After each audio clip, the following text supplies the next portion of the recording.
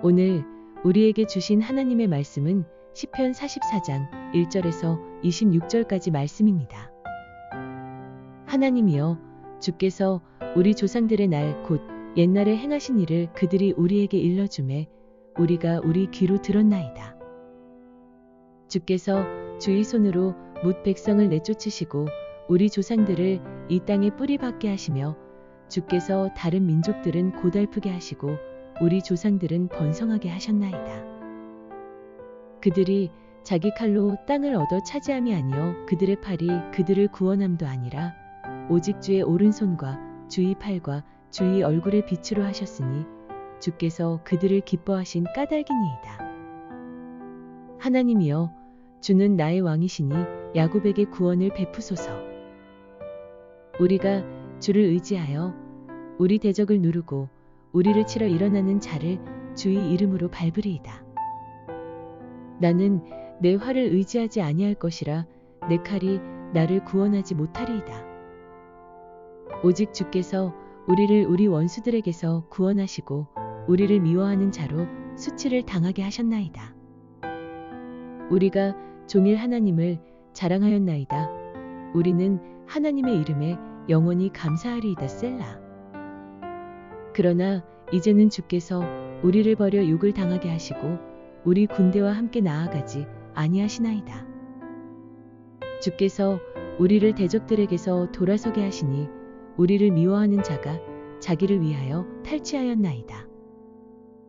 주께서 우리를 잡아먹힐 양처럼 그들에게 넘겨주시고 여러 민족 중에 우리를 흩으셨나이다. 주께서 주의 백성을 헐값으로 파시며 그들을 판 값으로 이익을 얻지 못하셨나이다. 주께서 우리로 하여금 이웃에게 욕을 당하게 하시니 그들이 우리를 둘러싸고 조소하고 조롱하나이다. 주께서 우리를 뭇 백성 중에 이야기거리가 되게 하시며 민족 중에서 머리 흔들림을 당하게 하셨나이다. 나의 능욕이 종일 내 앞에 있으며 수치가 내 얼굴을 덮었으니 나를 비방하고 욕하는 소리 때문이요 나의 원수와 나의 복수자 때문이니이다. 이 모든 일이 우리에게 임하였으나 우리가 주를 잊지 아니하며 주의 언약을 어기지 아니하였나이다. 우리의 마음은 위축되지 아니하고 우리 걸음도 주의 길을 떠나지 아니하였으나 주께서 우리를 승냥이의 처소에 밀어 넣으시고 우리를 사망의 그늘로 덮으셨나이다. 우리가 우리 하나님의 이름을 잊어버렸거나 우리 손을 이방 신에게 향하여 폈다면 하나님이 이를 알아내지 아니하셨으리이까. 무릇 주는 마음의 비밀을 아시나이다. 우리가 종일 주를 위하여 죽임을 당하게 되며 도살할 양같이 여김을 받았나이다. 주여 깨소서. 어찌하여 주무시나이까. 일어나시고 우리를 영원히 버리지 마소서. 어찌하여 주의 얼굴을 가리시고 우리의 고난과 압제를 잊으시나이까. 우리 영혼은 진토 속에 파묻히고 우리 몸은 땅에 붙었나이다.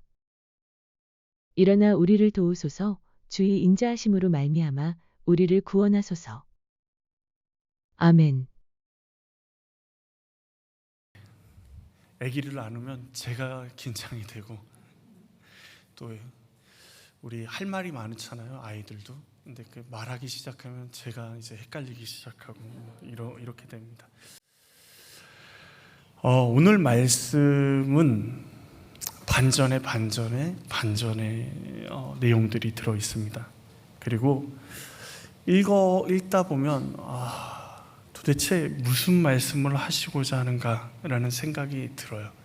왜냐하면 시편은 대부분 어떻게 시작하냐면 괴로움에서 시작해서 하나님을 찬양하면서 끝나거든요. 그런데 오늘 말씀은 애통시로 정말 조상들이 하나님께서 우리를 어떻게 인도하셨는지, 어떻게 우리 가운데 함께 하셨는지를 이야기하면서 그것을 우리가 배웠고 들었다고 하면서 시작을 합니다. 그래서 칼로 땅을 차지함도 아니고 그들의 팔이 그들을 구원함도 아니고 오직 주의 오른손과 주의 팔과 얼굴빛으로 하나님께서 하셨다라고 말하고 있습니다.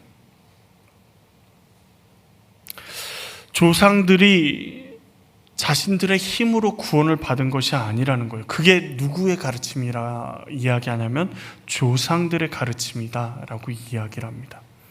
그런데 그 조상들의 고백이 4절부터 이제 자신들의 고백이 되는 것, 자신들의 경험이 되는 것을 보게 됩니다. 7절 말씀을 보면 오직 주께서 우리를 우리 원수에게서 구원하시고 우리를 미워하는 자로 수치를 당하게 하셨나이다.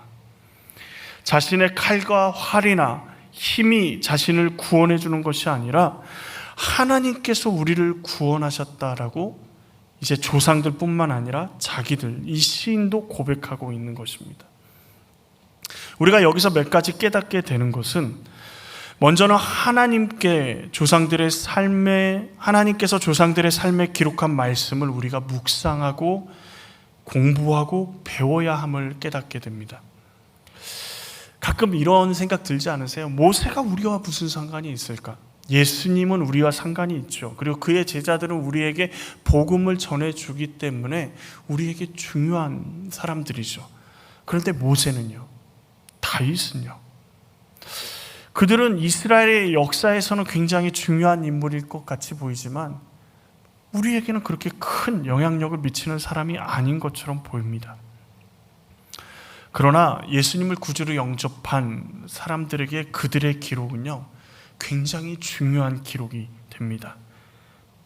왜냐하면 그들의 삶 가운데 우리를 향한 하나님의 사랑이 새겨져 있기 때문에 그렇습니다.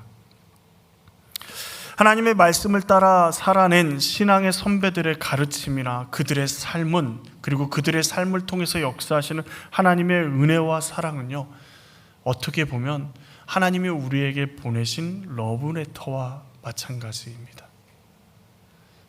우리 기독교 100년의 역사를 가진 한국 기독교, 100년이 훌쩍 넘었죠. 가진 한국 기독교에 많은 신앙의 선배들이 있습니다. 그 선배들이 어떻게 목숨을 걸고 하나님의 말씀을 지켰는지 우리와 무슨 상관이 있습니까? 그런데 그들의 그 헌신과 희생이 하나님이 우리를 사랑하신다라는 러브레터처럼 우리에게 다가와야 한다라는 것입니다. 그렇다면 그들의 삶, 모세의 삶, 다윗의 삶, 바울의 삶, 그들의 신앙의 선배들의 삶이 우리에게 하나님의 사랑으로 다가오면 우리 또한 이제 누구에게 러브레터가 되어야 될까요? 우리의 자녀들과 손자, 손녀들에게 우리의 삶에 새겨진 하나님의 말씀과 사랑을 가르치고 그들에게 하나님의 사랑을 전하는 러브레터가 되어야 된다라는 것입니다. 자녀들의 삶에 부모인 우리의 삶이 새겨집니다. 그렇지 않으신가요? 부모의 삶만 새겨집니까? 더 놀라운 것은 할아버지의 삶도, 할머니의 삶도 손자, 손녀들에게 새겨집니다. 저희 아버지가 이렇게 걸어가는데 저희 둘째 아들이 그 옆을 걸어가는데 아버지가 뒷짐을 지우고 가는데 똑같이 뒷짐을 지우고 가더라고요. 꼬맹이 때. 어쩌면 가르치지도 않았는데 저렇게 따라하나 이런 생각이 드는데, 그러기에 부모의 삶이 우리에게 영향을 미치고 할아버지 할머니의 삶이 우리의 삶에 영향을 미쳤던 것처럼 우리의 삶도요, 우리의 자녀의 삶에 영향을 미칩니다. 그 말은 다른 말로 부모의 중심에 무엇이 있느냐가 자녀의 중심에 무엇을 새길 것인지를 결정하게 된다라는 것입니다. 1절부터 8절에 이스라엘 조상들은 후손들에게 무엇을 새겼습니까? 하나님이 하셨다라는 것을 새겼어요. 우리가 힘이 있고 능력이 있어서 우리가 했다라고 얘기하지 않았어요. 하나님이 하셨다. 우리의 팔도, 우리의 능력도, 우리의 전투의 기술도 아무것도 없었는데 하나님이 우리를 도우셔서 우리가 가나안 땅에 정착하고 살아가는 것이다 라는 것을 새겼습니다. 그랬더니 어떻게 해요? 그 후손들도, 오늘 1절부터 8절 말씀 가운데 4절부터의 말씀이 그 후손들이 자신들의 고백으로 고백하는 거예요. 우리의 힘, 칼이 아니라 하나님이 하셨습니다. 오늘 우리는 우리의 자녀들의 삶에 무엇을 새기고 계십니까? 많은 사람들이 우리 자녀들의 삶에 가장 중요하게 새기는 게 뭐예요? 학원 가라, 공부 열심히 해라, 공부해서 남주냐 부터 해가지고 세상의 것들을 많이 열심히 힘을 다해 정성을 다해 새깁니다. 그런데 하나님의 말씀, 하나님이 하셨다라는 그 믿음의 고백이 우리의 삶을 통해서, 그리고 우리의 입술을 통해서 우리의 자녀들에게 선포되어지고 새겨지고 있습니까? 조상들의 삶과 자신들의 삶에 경험한 하나님의 그 고백, 그런 고백을 한 이스라엘 백성의 고백이 8절에 최종적으로 나와 있는데 우리 같이 한번 볼까요? 우리가 종일 하나님을 자랑하였나이다. 우리는 하나님의 이름에 영원히 감사하리이다. 셀라. 조상들에게 들었던 하나님께서 우리의 삶 가운데도 역사하셨기에 종일 자랑하겠다라고 말씀하세요. 하나님의 이름을 영원히 감사하겠다라고 고백합니다. 자, 하나님이 하셨고 하나님이 우리 가운데 놀라운 역사를 하시고 우리는 또 하나님을 찬양합니다. 이렇게 딱 삶이 끝나면 얼마나 좋겠습니까? 하나님을 믿고 의지했더니 하나님께서 우리의 적들을 물리쳐 주시고 우리의 일들을 날마다 번창하게 하셔서 많은 것들로 거두게 하시고 누리게 하시는 그 하나님, 그래서 하나님을 찬양하고 자랑하고 즐거워하면서 우리의 인생이 마무리되면 얼마나 좋겠습니까? 그런데 오늘 본문은 그렇게 세상이 생각하는 축복만으로 끝나지 않습니다. 9절 말씀에 처음 어떻게 시작하죠? 그러나 이제는 이라고 시작하면서 무엇이 나오죠? 앞에서 적을 물리치시고 우리를 세우시고 이기게 하시고 심으시고 이 땅 가운데서 힘있게 거하게 하신 그 하나님을 찬양하고 자랑하고 했던 것이 무색하게 하나님께서 원수들과 적들에게 욕을 당하게 하시고 전쟁에 패배하게 하시고 포로로 끌려가게 하시고 사방에 흩어지게 하시고 가는 곳곳마다 사람들이 조롱하고 조소하고 능욕하는 일들이 벌어지고 있는 것입니다. 이런 상황 가운데 어떻게 해야 될까요? 뭐 이런 하나님이 다 있어. 분명히 자신의 말씀을 지키고 자신의 뜻대로 살아가는 사람에게 복을 주신다고 말씀하셨는데 이렇게 힘들게 한다고 하나님이 살아 계시냐? 하고 떠나야 할 것 같은데 이스라엘 백성은 뭐라고 합니까?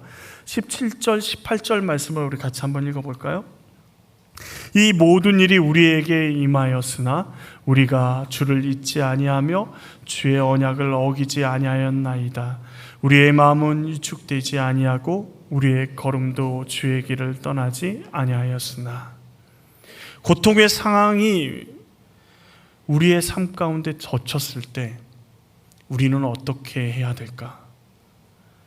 이스라엘 백성은요, 하나님을 잊지 않았다고 고백합니다. 고통의 상황, 자신들을 도우셨던 하나님, 자신들의 조상을 도우셨던 하나님을 기억합니다. 하나님을 기억했다라는 것은 뭐예요? 하나님을 찾았다라는 것이고 하나님을 떠나지 않았다라는 것을 의미합니다. 아니, 하나님을 그냥 기억할 수 있죠. 그때는 그랬는데 왜 지금은 안 하지? 라고 이렇게 생각할 수도 있죠. 그런데 그들이요, 하나님을 의지하고 하나님만을 찾고 하나님을 떠나지 않았다라는 사실을 그들의 기도를 통해서, 그들의 오늘 시를 통해서 알 수 있습니다. 1절에서 8절에 놀라운 하나님의 축복, 하나님의 형통의 복을 누가 하셨다라고 고백했다고 했죠? 주께서, 하나님께서 하셨다라고 고백합니다. 그러면 9절에서 15절의 말씀에 말도 안 되는 고난의 이 상황 가운데 처하게 만드는 것은 원수가 했다고 했나요? 적들이 했다고 했나요? 내 자신이 그런 상황 가운데 들어갔다고 이야기하나요? 9절부터 보시면요, 계속해서 누가 했다고 얘기해요? 주께서 하셨습니다. 원수가 우리를 능욕하고 있지만 그 모든 일을 누가 하셨다고요? 주께서요. 고난과 아픔이 있지만 하나님께서 하셨다라고 고백하고 있어요. 우리가 우리 일이 잘 풀리면요, 하나님께 영광을 돌리고 하나님께 하셨다라고 고백하는 것이 쉽습니다. 그런데 반대로요, 모든 고난과 아픔이 우리에게만 향해 오는 것 같아요. 사방이 막혀 있는 것처럼 같은 그런 상황들이 우리에게 펼쳐졌을 때 하나님이 하고 계시다라고, 하나님이 우리와 동행하고 계시다고 고백하기가 쉬울까요? 그런데 그 고난 가운데, 그 아픔 가운데, 그 어려움 가운데 하나님이 하셨다라는 고백을 합니다. 주께서 하셨음을 고백해요. 그러기에 고난 가운데요, 언약을 지킵니다. 주의 길을 떠나지 않아요. 고난 가운데 언약을 지키는 게 쉽나요? 하나님을 열심히 믿었더니 계속 복이 아니라 괴로움과 어려움과 내 마음이 뒤집어지는 일들이 벌어진다, 그렇게 생각되면 더 이상 하나님의 말씀이 귀에 들어올까요? 하나님의 말씀을 붙들 수 있을까요? 하나님의 말씀을 묵상한다고 아침에 성경을 펴고 그 말씀을 읽으면서 오늘 하나님이 나에게 주신 말씀은 무엇일까라는 그 말씀을 듣고자 하는 마음이 들까요? 상식적으로요, 하나님이 살아계시면 나한테 이러실 수는 없지라는 생각이 들지 않을까요? 당연히 하나님을 원망하고 떠나는 것이 그 다음 순서일 것 같은데, 오늘 말씀에 이스라엘 백성은 그러지 않는다는 거죠.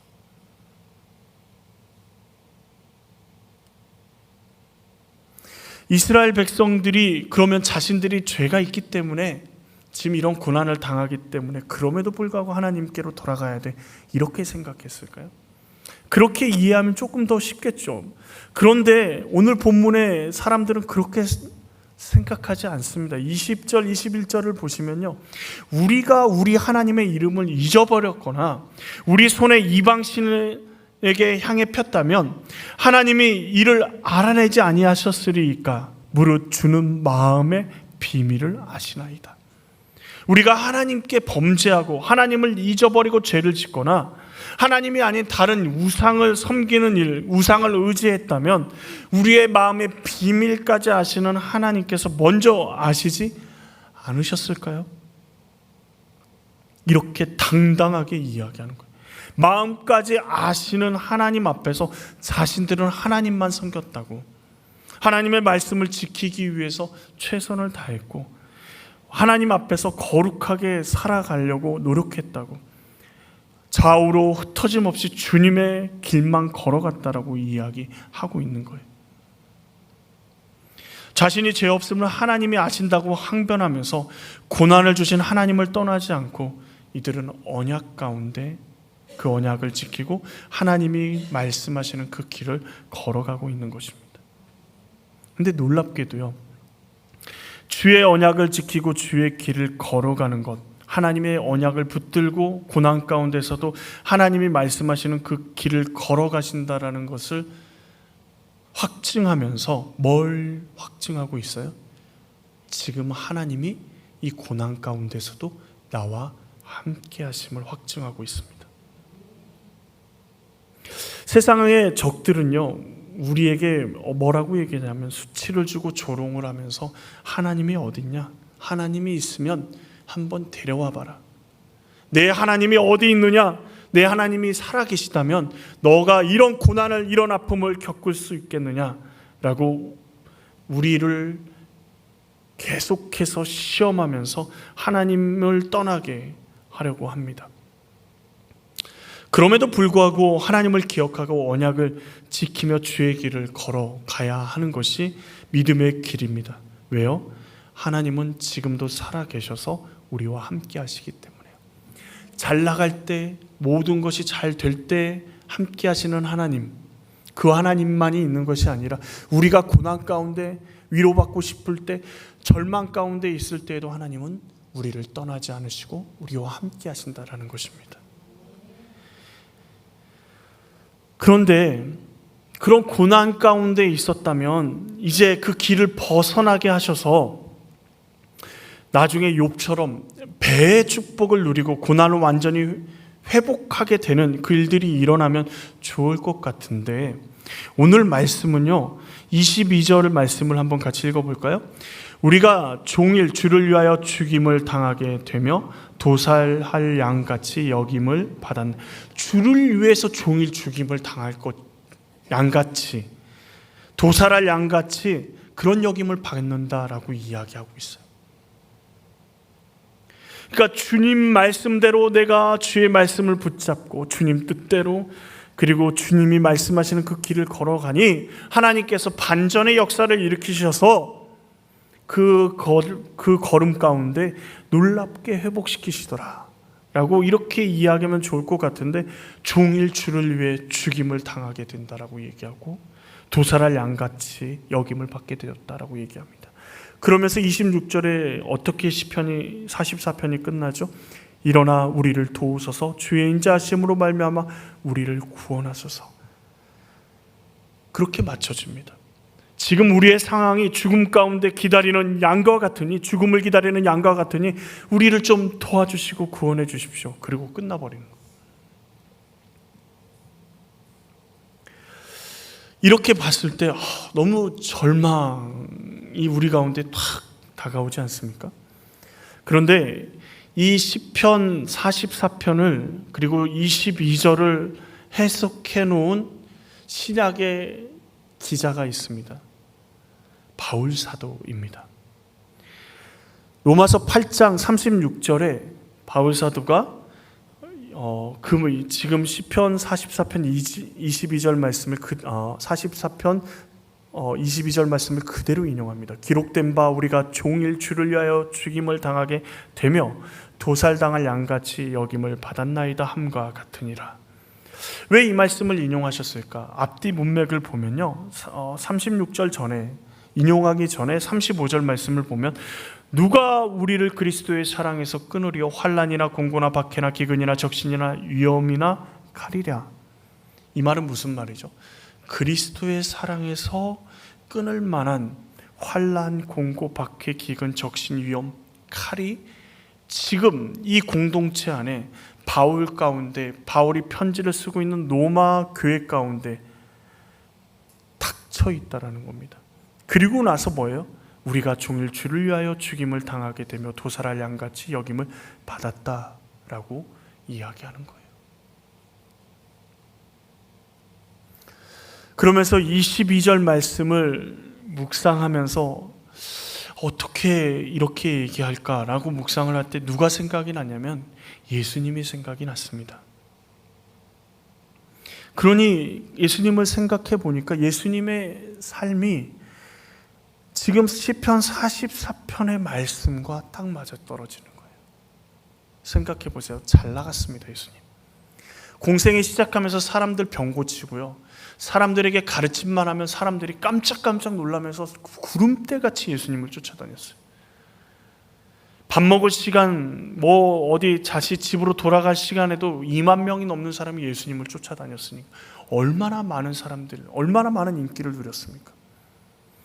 모든 게 형통한 것처럼 보여요. 이제 예루살렘만 가서 깃발만 꽂으면 될 것 같은 놀라운 인기를 누렸는데 1절부터 8절에 놀라운 하나님의 일하심을 경험했는데 어때요? 9절부터 15절, 16절의 그 말씀, 정말 고난 가운데 정말 예수님을 죽이려고 하는 사람들만 둘러싸여서 이제 십자가의 길을 걸어가십니다. 근데 놀랍게도 하나님은 침묵하세요.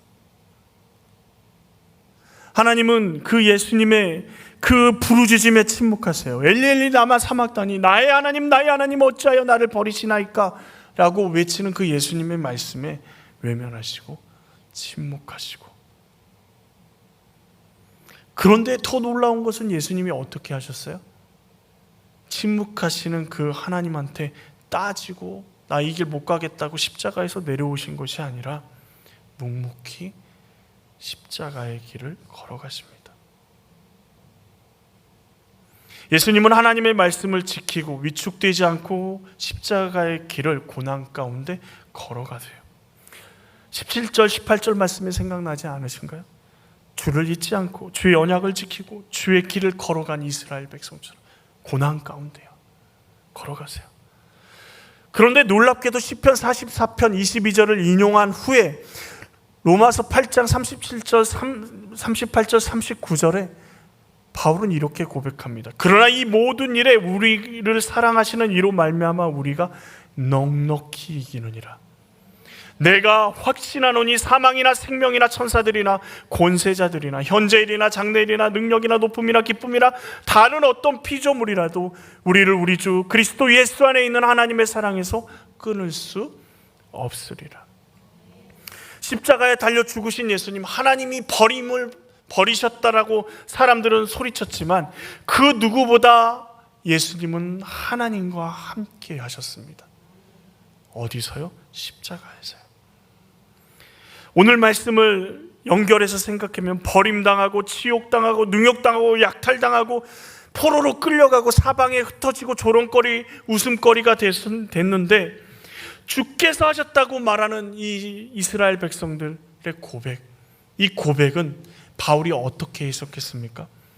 하나님의 사랑에서 끊을 수 없다라는 고백으로 이야기하고 있는 거예요.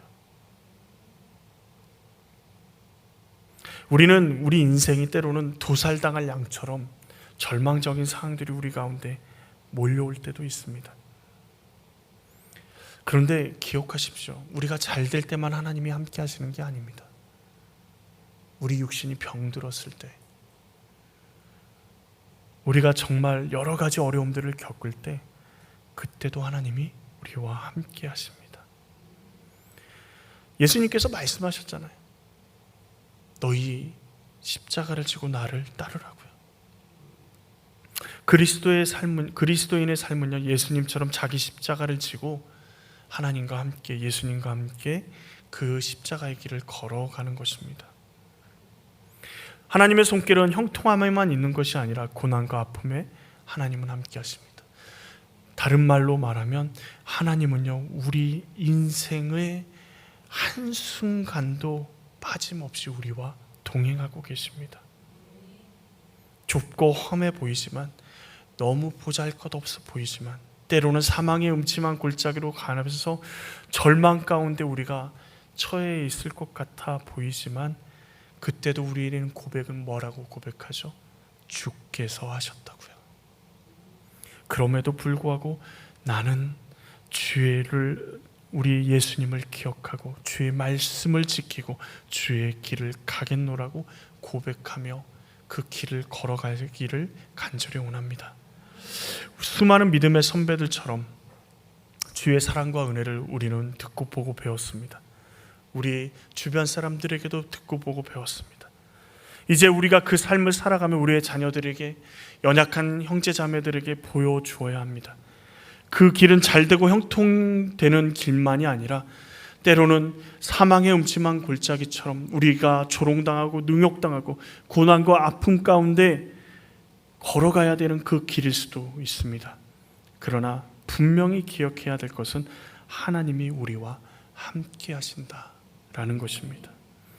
그러나 이제는 내가 이런 고난 가운데 있습니다. 그러나 이제는 이런 아픔 가운데 있습니다.